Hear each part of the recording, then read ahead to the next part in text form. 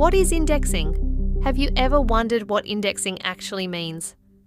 At its core, indexing is the process of transcribing key details from historical documents, things like names, dates, and places, into a searchable database.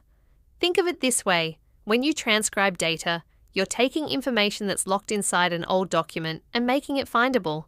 It converts handwritten or scanned images, census records, birth certificates, hospital ward books, into searchable text that researchers can access online. And why does that matter? Because it means you can quickly locate your ancestors without having to manually scroll through thousands of images or physical pages. Indexing brings history to your fingertips.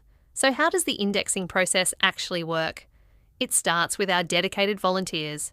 Each volunteer views a historical record and carefully types the information into a structured spreadsheet. But we don't stop there. Every record goes through a checking process to ensure accuracy.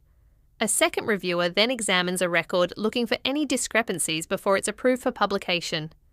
This two-step review process is how we maintain the high quality and consistency our researchers depend on.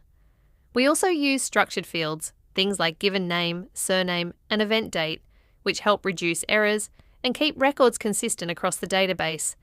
And while AI tools can assist with certain parts of the process, human review remains essential, especially when it comes to handwritten or unclear documents, where context and judgment make all the difference. That's indexing, turning the past into something searchable one record at a time.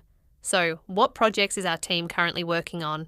Let's take a look at some of the exciting records we're bringing to life. Melbourne Hospital patients, 1855 to 1909.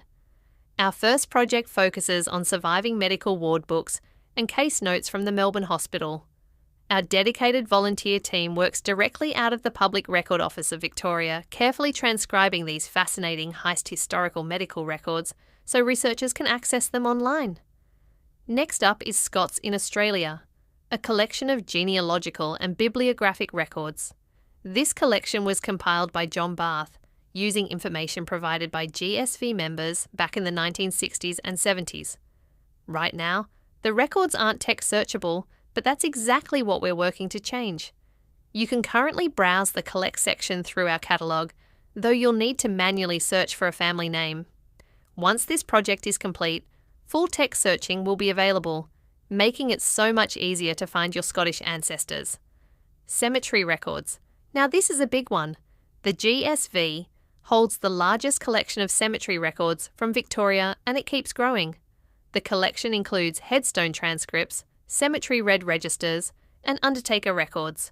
All of these are being uploaded into our Milestones database, which currently holds nearly 1.05 million records. And that number is continually growing. We have complete indexes for the current Melbourne General Cemetery as well as the old Melbourne Cemetery that once sat beneath what is now the Victoria Market. We're also working through records from cemeteries, including Kew, Fawkner, and many more. Our next project covers the Richmond rate books, spanning 1857 to 1887. These records include names, addresses, property owners, renters, and rate payments. A goldmine for anyone researching family history in the Richmond area.